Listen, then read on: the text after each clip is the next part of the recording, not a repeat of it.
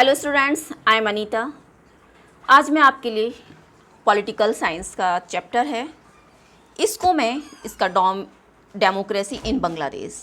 हम आज पढ़ रहे हैं डेमोक्रेसी इन बांग्लादेश। ये चैप्टर 12th क्लास की 5th चैप्टर है पॉलिटिकल साइंस का, contemporary south Asia. Right students, इससे पहले हमने पाकिस्तान की मिलिट्री के बारे में, डेमोक्रेसी इन पाकिस्तान में हमने देखा था, और today we will discuss on topic democracy in Bangladesh. देखिए students, Bangladesh was part of Pakistan from 1947 to 1971। देखिए 1947 से 1971 तक बांग्लादेश पाकिस्तान का ही एक पार्ट था, उसका अंग था, हम कह सकते हैं। It's considered the partitions area of Bangla and Assam from British India. और ये ब्रिटिश के राज में बंगला एंड आसाम तभी इनका पार्टीशंस हुआ था, विभाजित हुए थे, और पूर्वी पाकिस्तान का यह एक क्षेत्र बना था। The peoples of this region resented the dominate western Pakistan and the impositions of the Urdu language.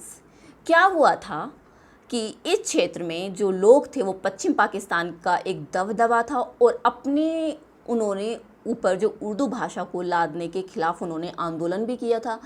Pakistan का जो निर्माण हुआ था उसके तुरंत बाद ही यहाँ के लोगों ने बंगाली और जो सांस्कृतिक लैंग्वेज थी, कल्चर्स में जो प्रोटेस्ट द अनफेयर ट्रीटमेंट हुआ था, maintained out the Bengali culture and language.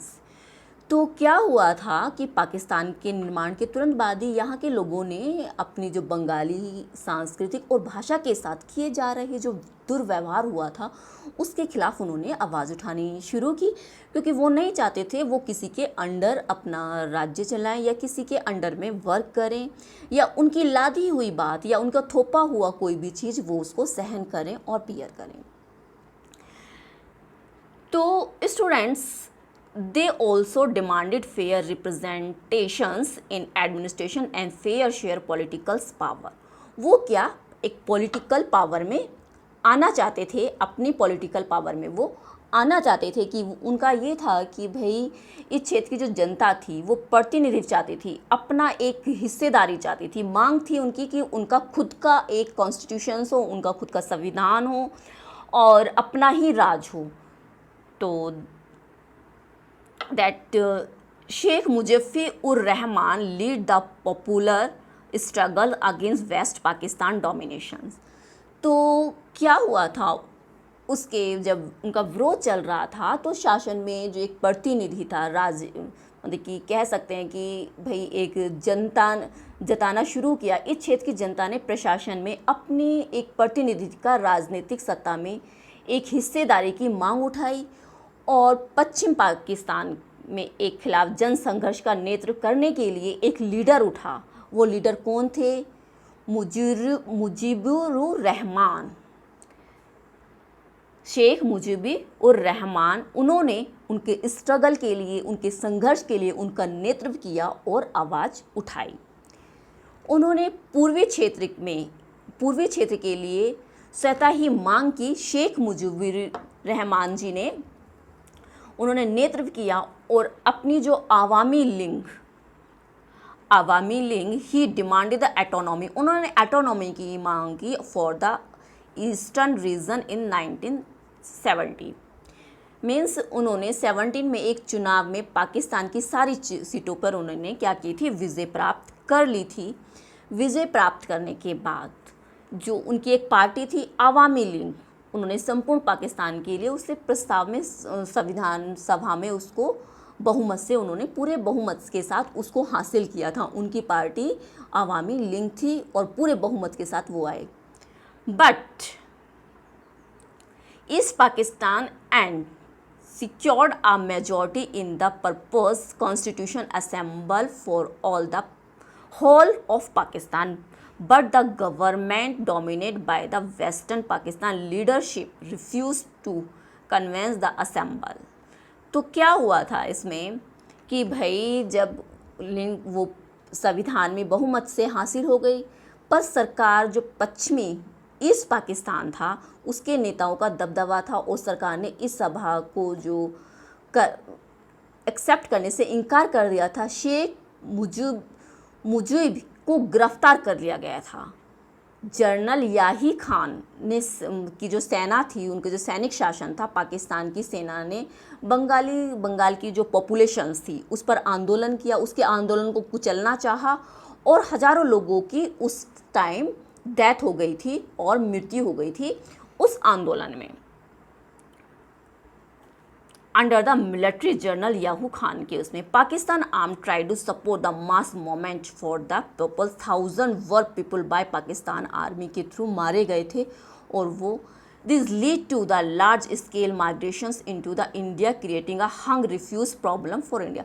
फिर वो जो बंगाली थे, जब इतना सब कुछ हुआ शरणार्थी बनकर वो इंडिया में चले गए।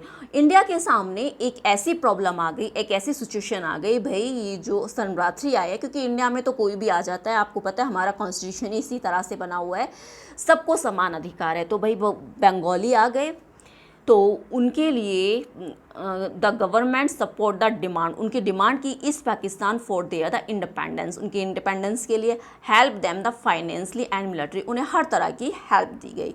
This result a war between in Pakistan in December 1970। उसका रिजल्ट क्या निकला कि दिसंबर 1971 में क्या हुआ, पाकिस्तान और इंडिया के बीच में वार हुआ और उसके बाद that end in the surrender of the Pakistani force East Pakistan and format of Bangladesh as an independent country.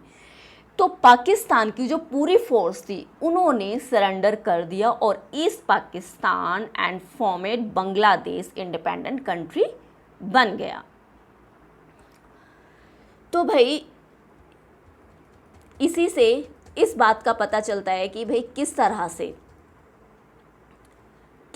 से पूरा संघर्ष ये चलता रहा, संघर्ष चला, इसमें कितने सारे स्ट्रगल हुए।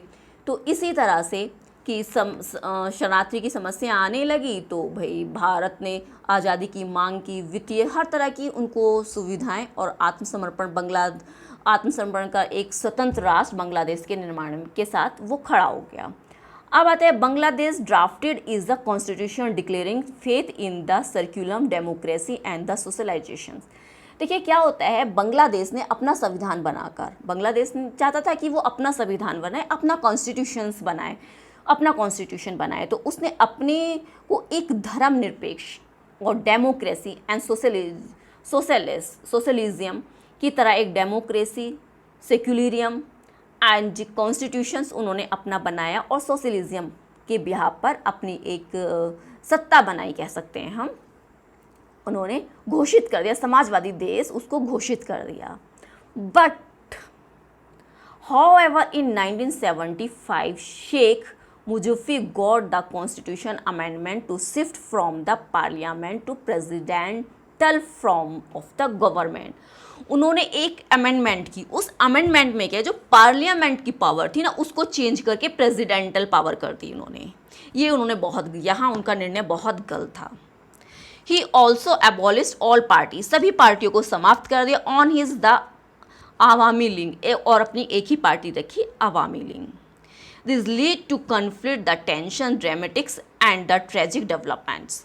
फिर ये जो कन्फ्लिक्ट चला इसमें एक टेंशन, एक ड्रामेटिक नाटकीय ढंग से एक डेवलपमेंट हुआ। He was assented in a military uprising in August 1975। A new military rules Ziaur Rahman form on Bangladesh national party and won elections. तो देखिए 1979। तो देखिए स्टूडेंट्स, इसमें क्या हुआ कि भाई संविधान संशोधन हुआ उसने, तो मुजीब ने अपनी पार्टी आवामी लीग को तो उन्होंने छोड़कर अन्य सभी पार्टियों को समाप्त कर दिया। अपनी पार्टी रखी और बाकी सारी पार्टियों को समाप्त करके उसमें, और उसके बाद क्या होना था, तनाव तो होना था, संघर्ष होना था, आपस में स्थिति पैदा हो गई। उस आफ्टर 1975 के अगस्त में सेना के खिलाफ एक बगावत जब शुरू हुई तो एक ड्रामेटिक्स मैनर में, घटनाक्रम में शेख मुजीब सेना के हाथों मारे गए थे उस समय। तो फिर नए सैनिक जियाउर रहमान ने अपनी बांग्लादेश नेशनल पार्टी बनाई, भाई वो तो बनाना तो ऑब्वियसली था। 1979 में चुनाव हुए, उसमें वो वॉन हो गए, विजय प्राप्त की। आफ्टर दैट जियाउर रहमान की हत्या हुई और लेफ्टिनेंट जनरल कौन बने? HM इरशाद। उन्होंने बंगाल का नेतृत्व किया, लीडरशिप की, उन्होंने उसकी लीडरशिप की। तो उसके बाद फिर क्या हुआ कि भाई जब उन्होंने बांग्लादेश संभाला, उन्होंने पूरी बागडोर संभाली, बट बांग्लादेश की जनता जल्दी ही लोकतंत्र के समर्थन में उठ खड़ी हुई। उनको आंदोलन करना था, भाई डेमोक्रेसी होनी चाहिए, क्योंकि डेमोक्रेसी सभी के लिए बहुत अच्छी होती है। तो उस आंदोलन में कौन आगे आए थे? Students were the front of, तो वही आगे आए थे स्टूडेंट्स उस पार्टी में। जो विद्यार्थी थे वो आगे आए, आगे चल कर आए। तो जनरल इरशाद ने एक हद तक राजनीति जो गतिविधियाँ थी उनमें थोड़ा सा रिलैक्स कर दिया, रिलैक्सेशन दे दी, गतिविधियों में छूट दे दी। और बाद में क्या हुआ? जनरल इरशाद 5 सालों के राष्ट्रपति निर्वाचित हो गए। और फिर क्या, जब उन्हें लगा कि छूट दे दी तो उन्होंने सोचा कि सब कुछ सही चल रहा है, तो उसके बाद वो निर्वाचित हो गए। बट फिर भी क्या हुआ? जनता जो हमारी, उनकी जो पॉपुलेशंस थी, उन्होंने बहुत बड़ा विरोध किया। उसके आगे लेफ्टिनेंट जनरल को राष्ट्रपति का पद 1990 में छोड़ना पड़ा। 1990 में उनको ये पद छोड़ना पड़ा। और 91 में चुनाव हुए, फिर से इलेक्शंस हुए। इसके बाद बांग्लादेश में एक बहुदलीय चुनाव पार्टी, यानी कि multi party elections has been working in Bangladesh. तो उसके बाद बांग्लादेश ने वर्क किया, एक डेमोक्रेसी पार्टी उठकर खड़ी हुई और पूर्ण तरह से बांग्लादेश एक अपने उसमें आ गया, उसका राज हो गया, जैसा वो चाहता था, एक डेमोक्रेसी चाहता था, वो सब हो गई। आपने स्टूडेंट्स देखा है। अगर इसमें से कुछ भी आपको समझ नहीं आया है तो आप मेरी वीडियो को रिपीट करके देख सकते हैं, मैंने बहुत अच्छे से एक्सप्लेन किया है। But student please share and like my video and subscribe कीजिए। शेयर ज़रूर कीजिए कि सभी बच्चों के पास पहुंचनी चाहिए, क्योंकि आजकल ऑनलाइन क्लासेस चल रही हैं और बच्चों को बहुत नीड है। हो सकता है कि अगर आपको नहीं समझे, दूसरे को अच्छे से समझ में आ जाए, और मैं अच्छे से कोशिश करती हूँ कि आपको समझ में आ जाए स्टूडेंट्स। तो प्लीज़ आपसे रिक्वेस्ट है कि वीडियो को शेयर ज़रूर करें।